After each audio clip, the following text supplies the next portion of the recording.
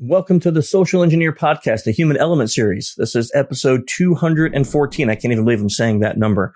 And I'm Chris Hadnaghi, CEO and founder of Social Engineer LLC, the Innocent Lives Foundation, and the Institute for Social Engineering. And I've been hosting this podcast since way back in 2009. It's when we podcasted with like cans and strings. You know, that's how old I am. So welcome to the 200s. I can't believe we're actually there. Really excited about today's guest. But before we get to the guest, let's do some housekeeping, some announcements. Our sponsor for the show is Social Engineer. So if you are looking for anything to do with social engineering services, maybe your company's dealing with one of the biggest attacks that's happening right now, which is phishing. That's phone phishing.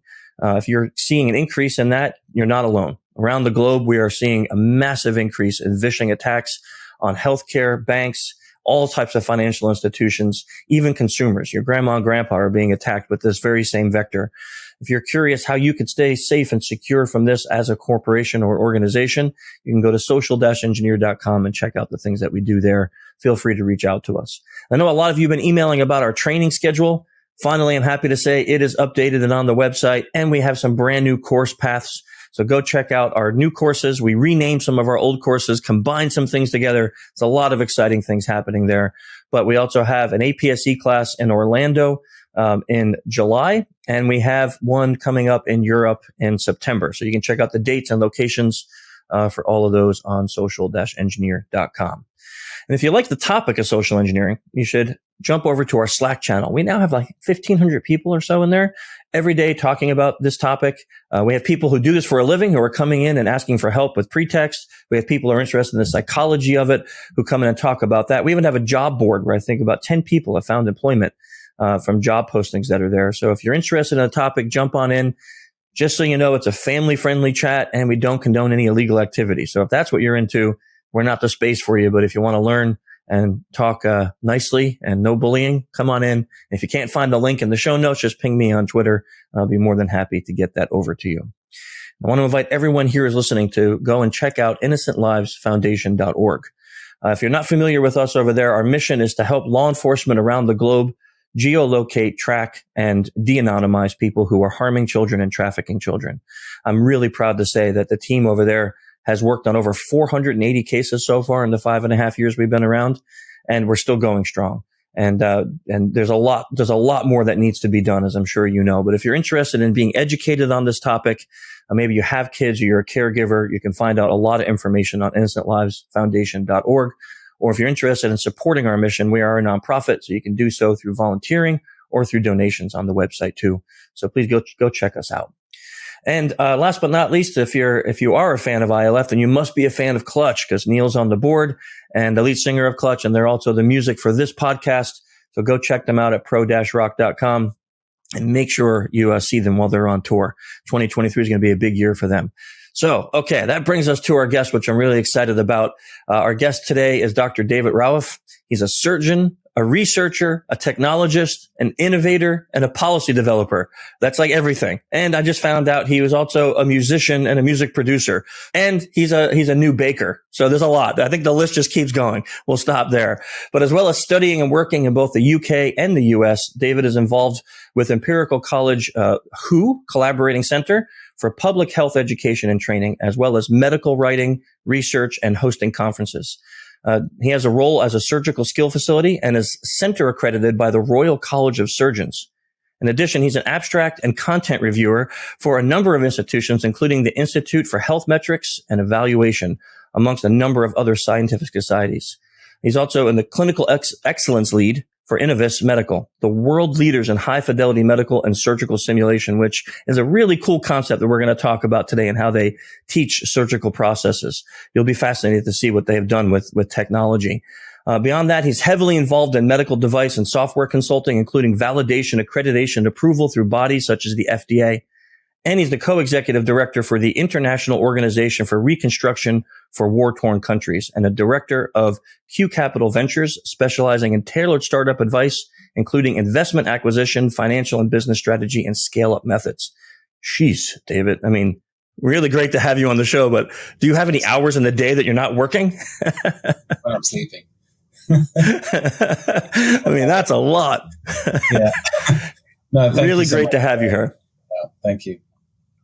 So I want to start off because if people haven't heard of you or know anything about you, how did you get to here? I mean, this list of things that you are involved in is quite large. How did you get to this spot in your life? You look like a relatively young guy. Like, what did you do? Start when you were 10? I'll take that as a compliment. Yeah, I feel much older than I am, probably, but it might be the other way around. No, I've actually been working clinically as a doctor and surgeon for the last 8 years. If you don't include the study, 16 plus years we're talking.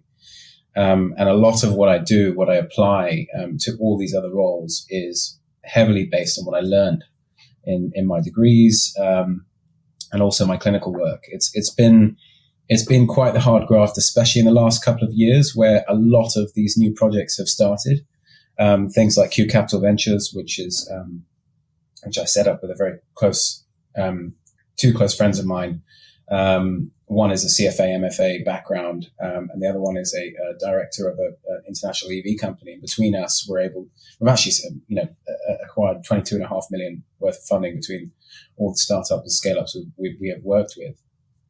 And some of the things that we're doing is not just getting them investment, but also helping them find their problem solution curve, finding their USPs, building their pitch decks, building their business and marketing and academic validation strategies.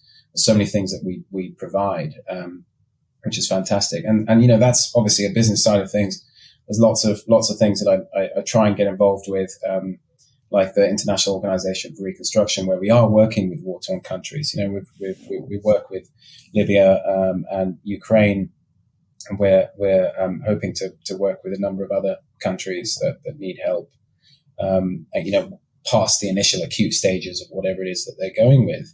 And of course, a lot of the other things that I do for public health is based on my academia and research that I do as a background to all of this, which is always buzzing over all the time. You ask how many hours in a day I have. I mean, I literally utilize all of them to try and do everything that I possibly can for all of these roles. But I would say 90% of my role or my time, I would say, is dedicated at the moment to building surgical simulators. The idea is to take away that learning curve away from you and me. If you and I, God forbid, we need a surgery, most of the time, the surgeon is practicing on you. And not because they want to. That's how scary. The system is see one, do one, and then teach one. Is the complete cycle. Do you see one from a textbook and then do one? I've heard of things like that. Do you see one live and then do one yourself? Yes, that's usually the way it's done. But what we want to change that to is see one, sim one. And it's not just me that's pushing this agenda. There is a Society for Simulation in Healthcare. We had a conference in Orlando just a few weeks ago. And I was there, and we're kind of looking at redefining a lot of the terminology here. But the notion remains the same, which is that patients shouldn't be practiced on. This is not just from an ethical standpoint, but this is from a fiscal and legal standpoint. It's a huge topic that we're trying to conquer and overcome. That's part of our mission and purpose at Inovus Medical. Elliot Street, our CEO, and our co-founder, Jordan Van Fleet, have driven this mission and purpose from trying to improve surgical care through connected surgical training, but also to complete on our mission of becoming the world's leading supplier of this training technology. And our values that we stick to, like our mantra that we repeat to ourselves every time we wake up in the morning: accessibility, affordability, and functionality. It has to fulfill those three. If we don't, we run the risk of not being able to scale up across the entire world, which means that no one, the entire world won't be able to benefit from the technology, right? So maybe you can explain what is it? Like how does someone learn to do a very complex surgery in a simulator?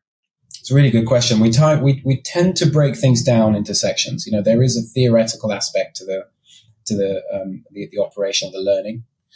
So the simulated cognitive learning involves learning the theory behind what we're doing, the anatomy, the pathophysiology, the understanding the reason why we're deciding to do this surgery in the first place.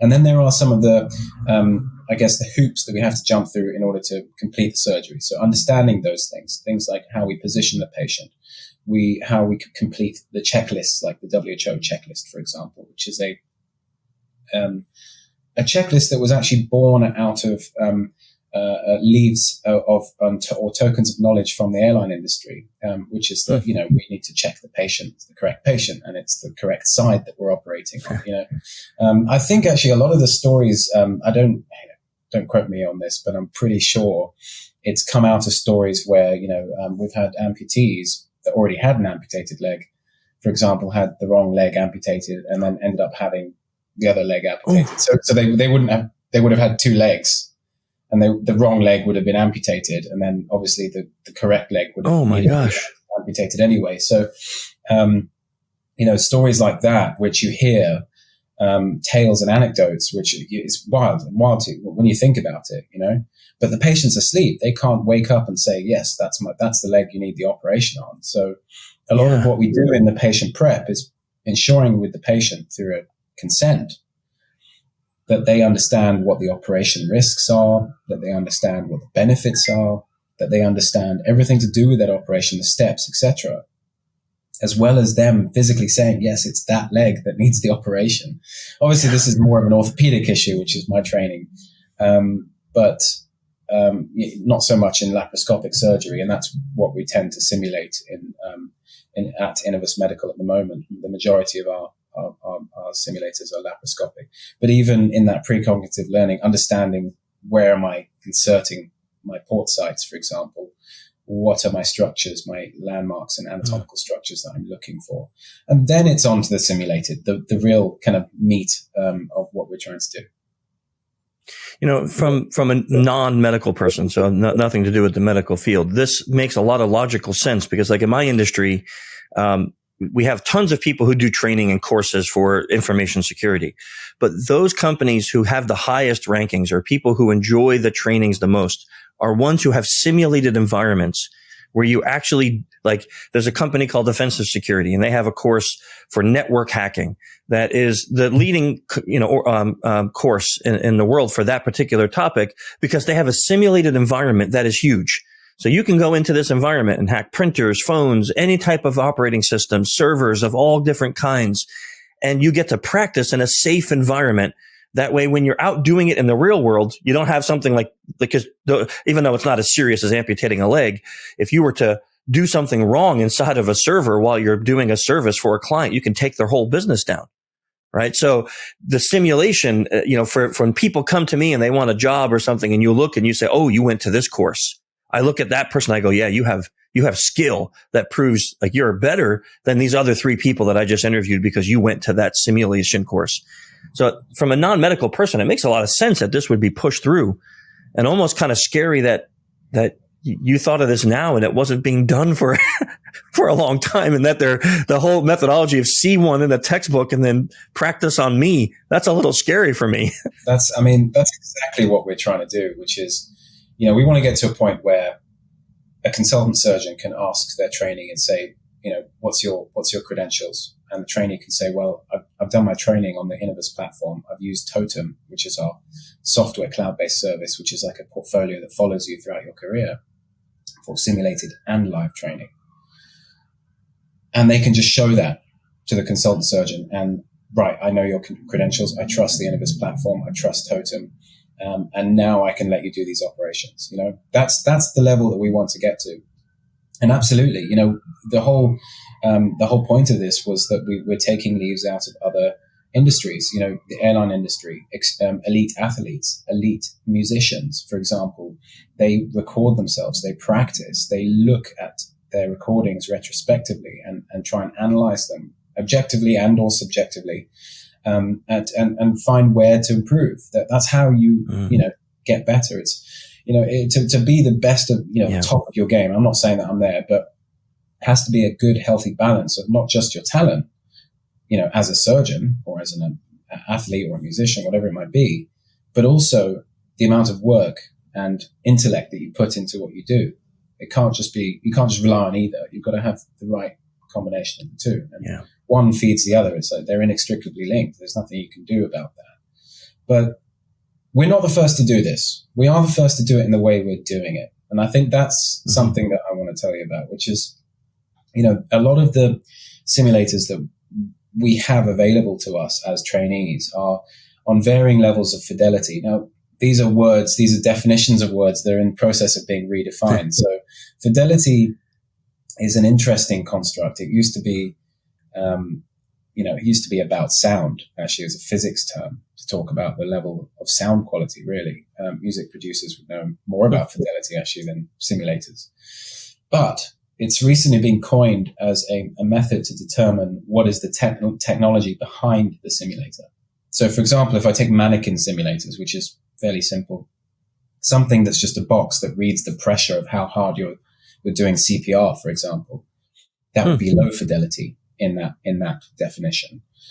Something that's high fidelity will be a full body that, its eyes can open and its pupils react and its eyes can look around and it will breathe and it will have a blood pressure, it will have a pulse. And that's a high fidelity version, which you can do CPR on, So we've gone for the same approach at Inovus Medical, where we're aiming for high fidelity procedural simulators, but we also have low and medium fidelity in terms of technology.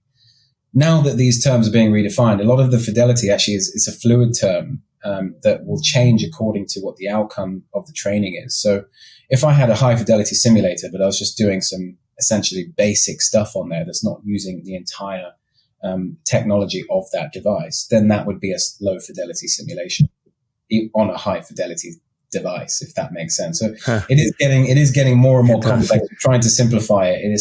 We're in that stage where it's still early on. But a lot of the devices out there were basically either traditional box trainers that have no fidelity or very low, or they were virtual reality simulators, which are high fidelity, because when you think about the realism and resemblance, you can create in a virtual environment high detail of anatomy, which is amazing.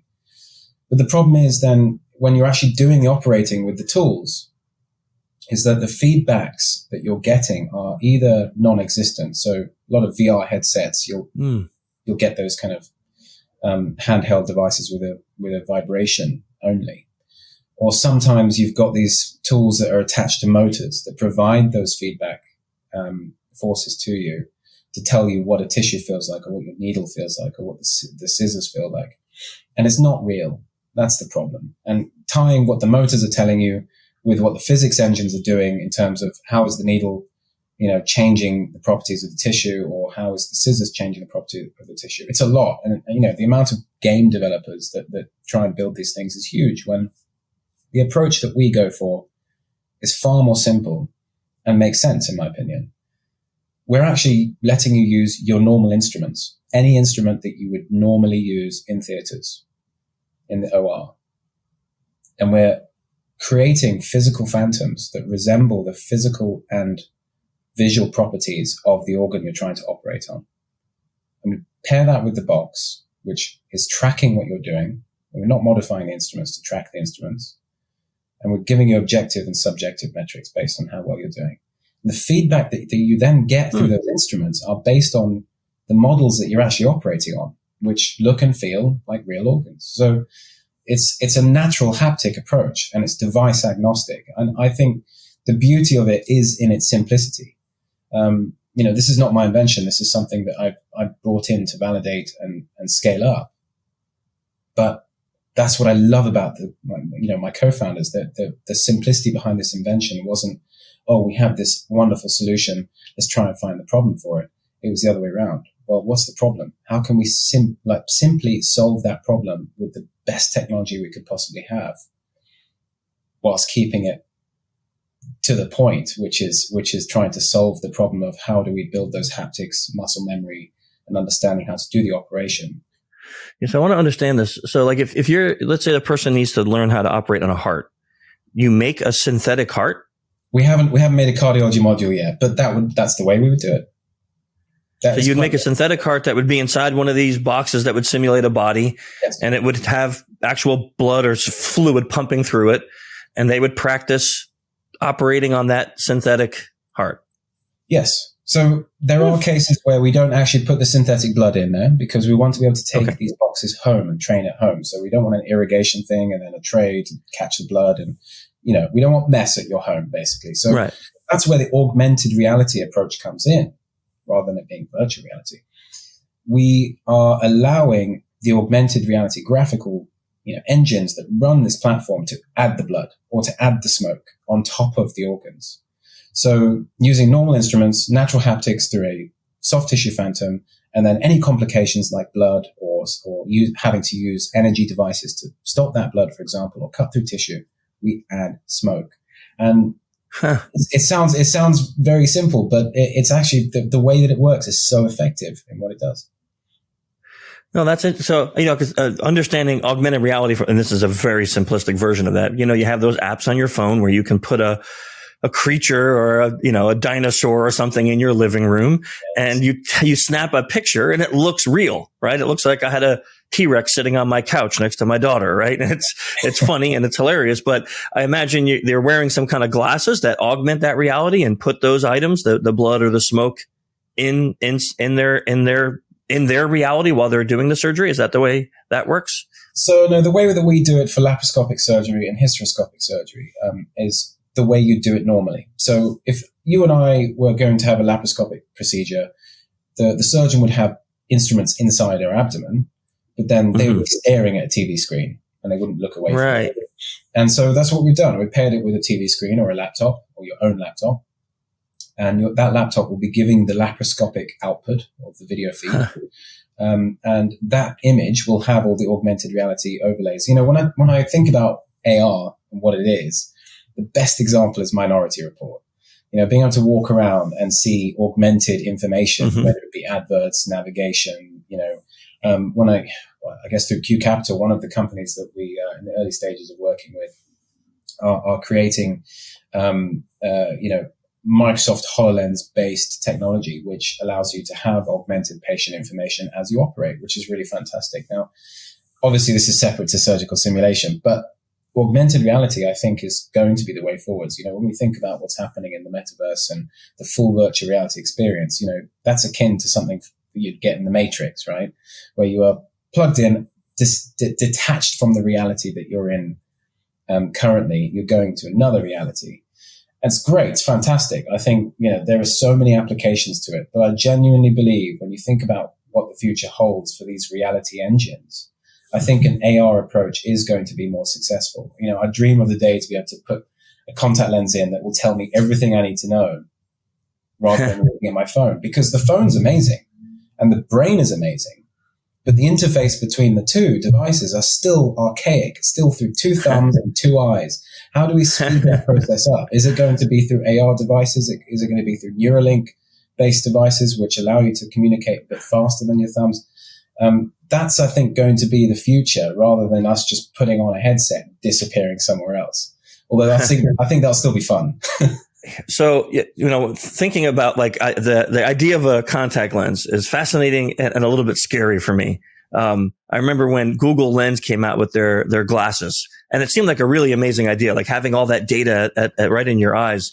But some people got really upset because one of the things those glasses can do is if I was walking down the street and I was going to come talk to you, I could look at you and it would find your face, and it would then find your LinkedIn profile or find your social media profiles, and it would tell me things about you. Oh, David, he's a surgeon. He does this, he does that. And I would have all this information about you that you put on the internet, but it was like doing public OSINT on people that I was interacting with and giving me that feedback. And people were like, that's we don't like that. It's a breach in privacy or things like that. So I'm fascinated by it, but also like, wow, I don't know if I want like everybody's social media profiles running on my eyeball, as I'm walking down New York City streets, We're doing that with ChatGPT right now.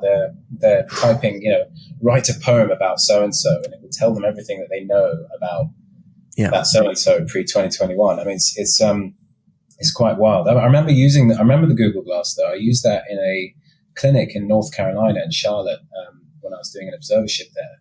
And they had a really interesting application for it where they put it on and they do their, full clerking, seeing the patient, asking them questions, everything.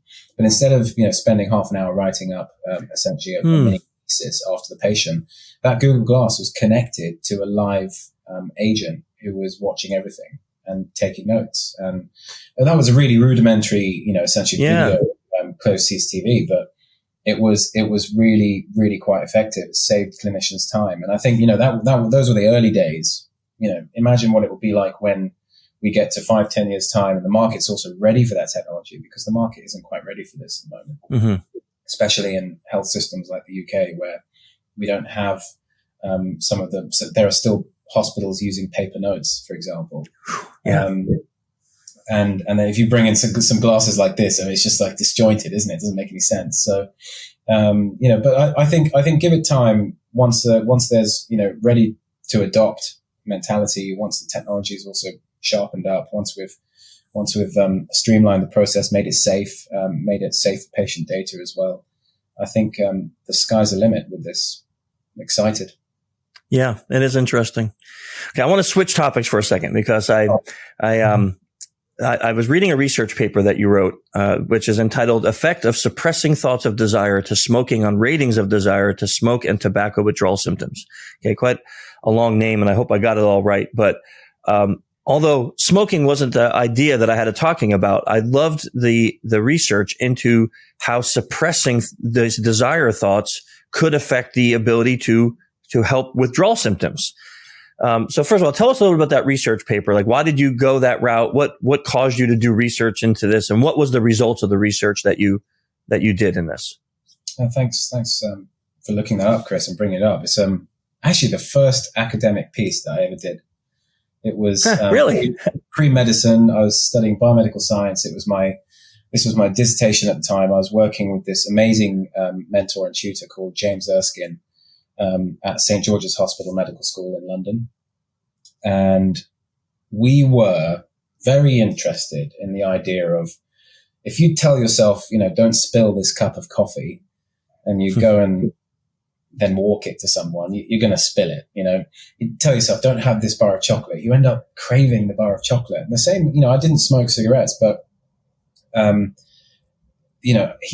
think some of his colleagues did. And I think he had a background in the tobacco industry and everything. So he was obsessed by this. And I was thinking, hang on, how can we tackle this together? So actually, between me and him and another colleague of mine, we actually managed to get to a point where we had a little bit of funding for the study to run a randomized and controlled trial, essentially, where we had 3 groups of people. We'd have people sit in a room and think about smoking. And we were obviously aiming for people that actually did smoke. And we tested that they did smoke with a carbon monoxide tester just beforehand, just to make sure that they are actually smokers. And what we found was that if I told the group that they could think about smoking freely, or if I told the control group to think about anything that they wanted, the amount of times they then thought about smoking or spoke about smoking afterwards didn't really change so much. And neither did their desires to smoke. But when we told the intervention group, actively don't think about smoking, they started to think about and talk about smoking. Yeah. Interesting enough, the desire ratings didn't go up as what we predicted, and what not just we predicted, but also others predicted. Lots of other names on there. Like Clark Ball was one of the landmark key papers in '91, and it didn't quite align with what they were thinking. But certainly, the amount of times they thought or spoke about it was fascinating. It increased, and it was eye opening, because then we open up doors to thinking about how can we manipulate essentially outcomes based on what we tell someone to think about, and then how can we use that for good, not just for bad. How can we use that for helping people lose weight, helping people stop sugar intake, for example, or stop smoking altogether, or to increase exercise rather than not do exercise, and so the scope of the study was obviously just focused on smoking, but the wider conclusions were really fascinating. Thanks for picking that one up. Yeah. So what I'm really curious about this, because when we in my industry, we do a lot of talking about and teaching on some of the psychological principles that work in making us vulnerable. right? So one of the things we talk about is this idea of framing, and it's a principle called negating the frame. So like you said, if I don't want you to think that I'm a bad hacker, then I shouldn't say, when I ask you a question, let's say I'm on the phone with you and I ask you for a password, if you pause to think, I shouldn't go, it's not like I'm going to hack you, right? Because now all you're thinking is he's going to hack me, right? And the famous example of that is Richard Nixon when he was giving his speech and he said, I'm not a crook, right? Everyone thought, well, you're a crook, right? So you negated the very thing everybody was thinking.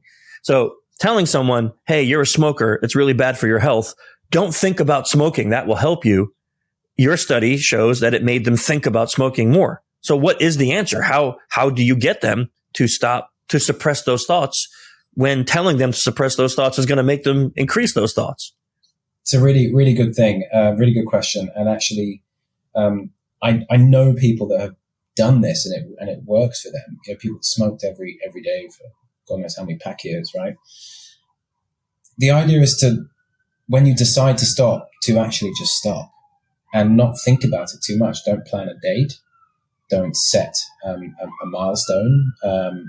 Don't dive into it too deeply. Just wake up one day and decide to stop. And I guess the what I'm trying to say here is that you shouldn't make it a big deal. Don't have this ceremonious last cigarette or do the burning of all your packs of cigarettes or whatever it might be. The idea is that you just ignore it. You know it's there. And you can just deal with the fact it is there and you don't need it. You don't need it. We need the air to breathe. We need the water and some food, basic food to survive, but we don't need cigarettes. So the idea is just mentally overcome that. Now, there is actually an interesting book. I forgot the name of it, but I will send it to you so that you can maybe put it in the comments. But a small book on learning how to quit. So if anyone is trying to quit, maybe they could try that. But the idea is not to think about it too much. Don't set yourself a massive goal to stop smoking because you will probably fail it. That's the problem. So this is interesting. And this is why, I know, and I'm not into New Year's resolutions, but I read a lot of stuff on this and they tend to fail. Like very few New Year's resolutions actually help people succeed. And it sounds like your research paper here explains why. Because you make this big milestone, you do this huge thing on January 1, I'm going to work out 5 times a week and I'm going to walk 10,000 steps and I'm going to do this. And then January 10 comes around and you already gave up, right?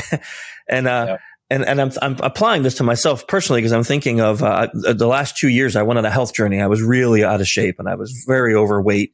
And I was lethargic and just sedentary in my lifestyle. I had really gotten very, very heavy. And I said, I got to do something.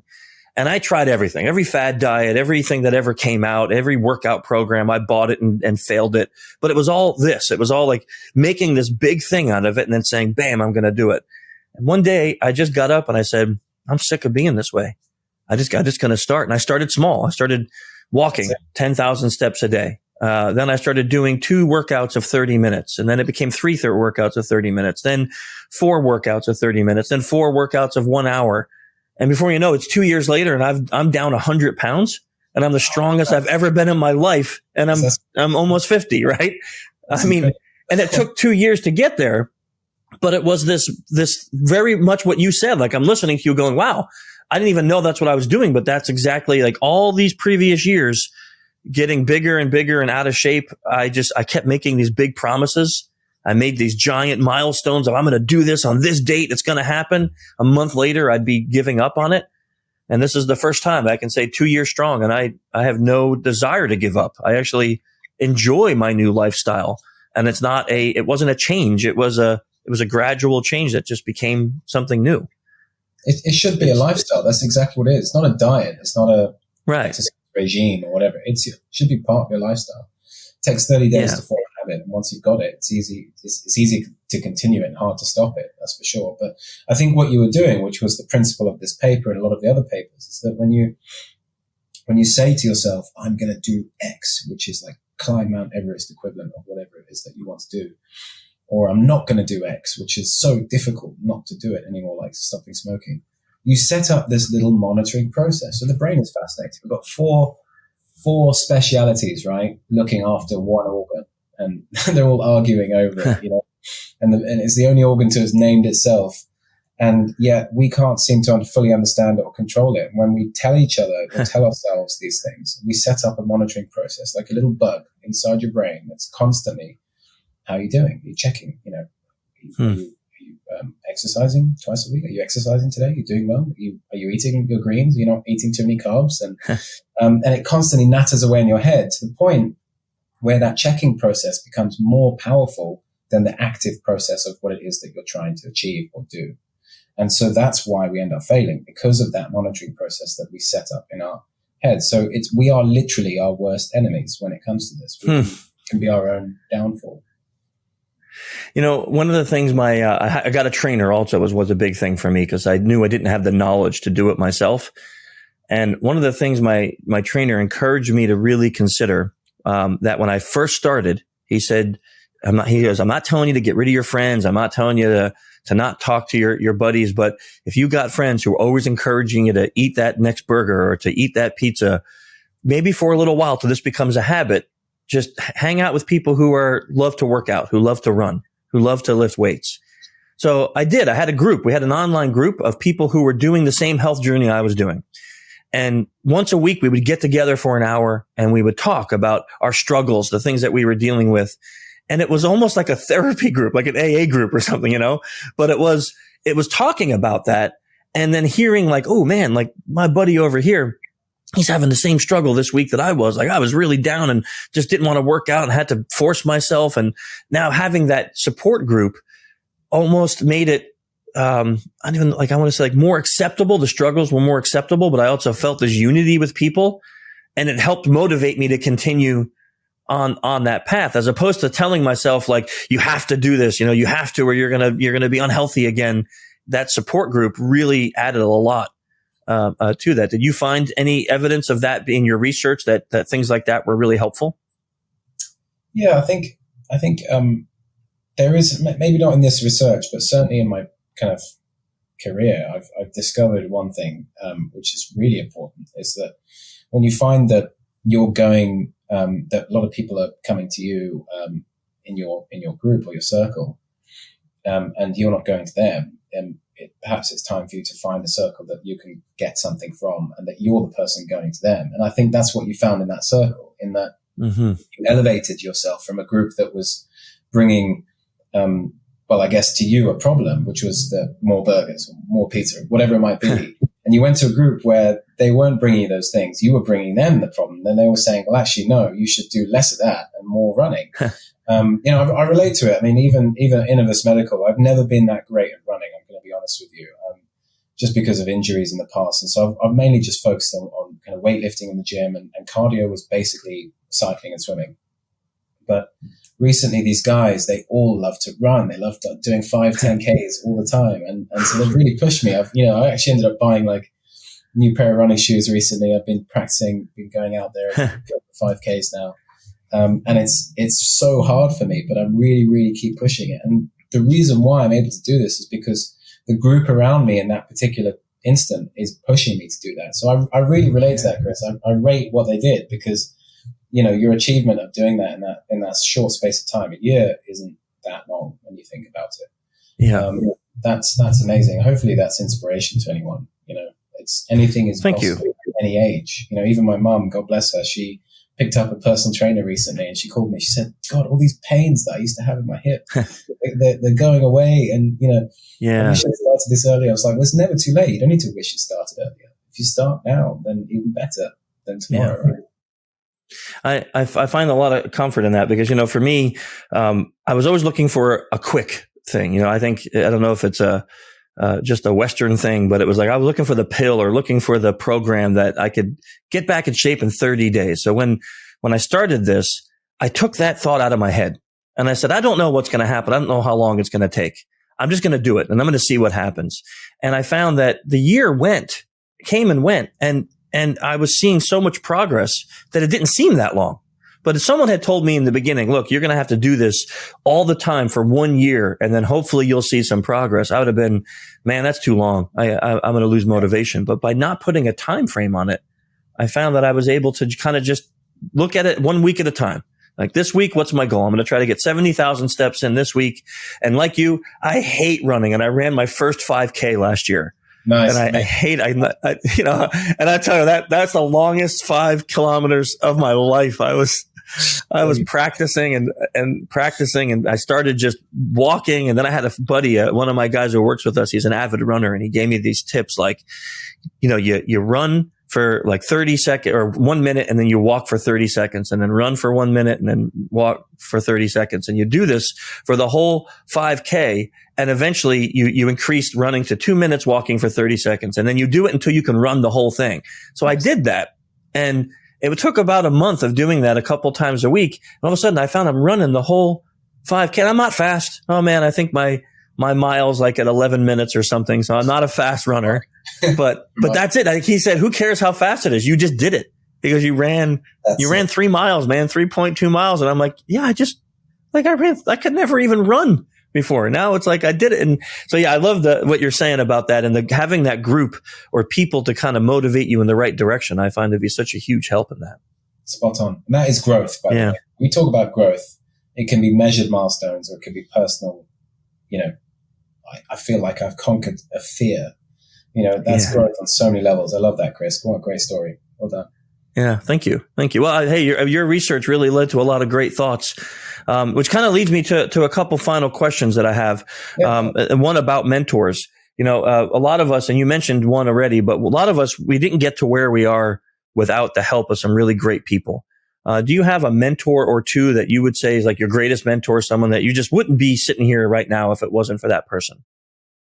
Very interesting question. I spoke about on another podcast recently 2 mentors that really shaped my surgical career and what direction I went in. Prof. Adrian Wilson and Prof. Haddad, both orthopedic surgeons. Amazing opportunities they gave me. But when you asked it in that way, which is like, who is it that you would, you wouldn't be here otherwise? I've got to say, I think that's my dad. He was a pediatrician turned public health specialist, and he's really motivated me throughout my career, even before I started medicine. I think, obviously there are societal and familial pressures to study these kind of topics, whether it be medicine, law, etc. But he inspired me to do that organically. I didn't get into medicine the first time, and it wouldn't have been him telling me to do it that would have got me to do that. It would have been my own innate want and desire to. And I've got to say, I think it's because of seeing him in action as a pediatrician. Is what inspired me. So I've got to say, I've got to hats off to my dad. That's great. I love that. Sometimes we have guests come in, and the last guest I was interviewing, she told me it was her grandma, but her grandma never even knew that she was inspiring her. Right. And it wasn't until later in life and grandma had gone that she started thinking about all the things she learned from her grandma, and she became the woman who she is because of her grandma. And I'm like, that's such a great story, to have that motivator in your family. So I've got to say, there's lots of very interesting people in my family, and there is one more if there's time. Who's my late great uncle. He was a fascinating man, and he actually invented quite a few things. One of them being the porous material that we use for nappies and sanitary towels, those kind of Inco pads which they use in hospital healthcare. I think they all have their separate kind of patents now. But the core patent was him back in the day. And, I remember, I'll never forget, I remember once I was working on my car, I was trying to change the throttle position sensor because it had given up and it was, stuttering and not driving properly. And this thing is bolted on via this torque screw, which I had basically worn down. I think it was already worn down. I'm going to blame the mechanic who was. And I was trying to get this thing off, but I just couldn't get it off. And he just arrived to the house. He didn't even get the suitcase out of the car because he lived in the States. And he said, "What are you doing?" I said, "Listen, I'm stuck with this bolt." He's like, "Okay, get me a hammer, some WD-40, and put this Torx bit on a ratchet." I was like, "Great, okay, here you go. Here's everything." And within literally 30 seconds, he knocked off the bolt as if it was nothing. I was like, "How did you do that?" He's like, "Give me a paper and a pen." I was like, "Okay." So I get this paper and a pen. He takes me to the living room and he writes down the mathematical formula as to why what he did worked. And it just blew me away. And I must have been like 18 or 19 at the time. I was like, this is so inspiring. He's an engineer, obviously, but he taught me so much in the very little time we had together about rebuilding things and repairing things and understanding how they work rather than just going out and buying a new one. And it really fed that kind of engineer side of me, which I'm now really fully embracing in building these simulators and beyond health tech industry. So I've got a lot to thank to him. And I'd say the combination of my two great mentors is why I'm here today. You know, that's such a great story because a lot of times in life, you can learn something really amazing from someone. But I love when that person can actually teach you like the science or math behind why that thing worked. Yeah. Right. That to me is fascinating because that's someone who actually like really understands the concept to a very deep level. Like being able to write mathematically while he took off a bolt with a hammer, a WD-40 to torque wrench. I can't even fathom what the heck that would look like, but hopefully you kept that paper. I don't have the paper, but I have it in my mind, not the full formula, but the idea of reducing the coefficient of friction with WD-40 and the idea of the size of the thread, as well as the spacing of the thread as well. There's this particular, a lot of that terminology, by the way, we use in orthopedic surgery. And so I remember when I was learning the basics of orthopedics, I was like, man, I kind of recognize a lot of this from mechanics work back in the day. So, it's all overlapping and it's really amazing. That story has always warmed my heart. That's really cool. A lot of our listeners are avid readers, and we've been collecting titles of books for years. So it doesn't have to be about a topic we spoke about, but do you have any books that you've read that you were like, this is just a book everyone should take time to read? Good question. There is actually a book that I read recently, well, two books, but they talk about something called the Zone of Genius. I don't know if you've heard of Gay Hendricks' Big Leap. And it's repeated again in 15 Commandments or 15 Commitments of Conscious Leaders by Jim Dethmer et al. They actually speak about this concept of the Zone of Genius, and I absolutely loved it. I read about this and was so inspired by it that I even wrote a little blog piece on it. And it really talks about the kind of four zones: zone of incompetence, zone of competence, excellence, and the zone of genius. And the zone of incompetence generally is where you're doing something that you don't like and you're not good at. You're pleasantly confused in some ways about what you're doing. Whilst the zone of competence is, you're okay at it, you're good at it, but you don't enjoy it at all.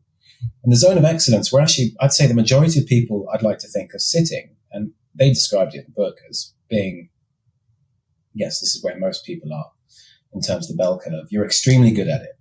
You're not just good, you're extremely good at what you do. And it's taken you a lot of time and practice to reach this point, but you don't truly deep down enjoy it. There is something about it that still feels like work. And there is something else that you do that you truly love. And that's really where the zone of genius comes in. What is the zone of genius? That's when you're uniquely good at something and you absolutely love it to the point where you lose track of time. You're utilizing all your talents, your strengths, your skills. Time disappears. You've got, immense amounts of inspiration and flow. And you can add true value in so many ways. And we think that excellence is like the top. Well, we forget what genius is, what true genius is. And everyone has their inner genius. And so, I really had to do a lot of soul searching when reading this book afterwards. But now I use it whenever I coach, either med students or health tech students. Whenever I coach even school students, as I did just on the weekend with a grassroots event with the Royal College of Surgeons, I actually did a little session on this, as well as thinking about what their core values are and what their personal values are, and where do they see themselves in the future. And combining all of that, we can help them think actively what it is that they want to do that's tailored to them, rather than them looking at perhaps a personality score sheet from a quiz that they've taken, or looking at what options their parents or their teachers or their school has given them. So rather than it being a rigid construct, we've gone for more of a combined approach to it all. and unique approach. So yeah, I think that book taught me a lot. I got to say, very interesting. Recommend it to all. Thank you for those recommendations. Those are two books I haven't read, so I'm going to add them to the list. And the Genius Zone sounds like something that I really want to read now. So I'm going to add that to my own personal list too. If people want to follow you or find out more about what you're doing next, what's the best way for them to interact with you or to follow your work? Yes, please come and find me on LinkedIn. I post a lot of my business stuff on there, what I'm doing from a business evolution side of things.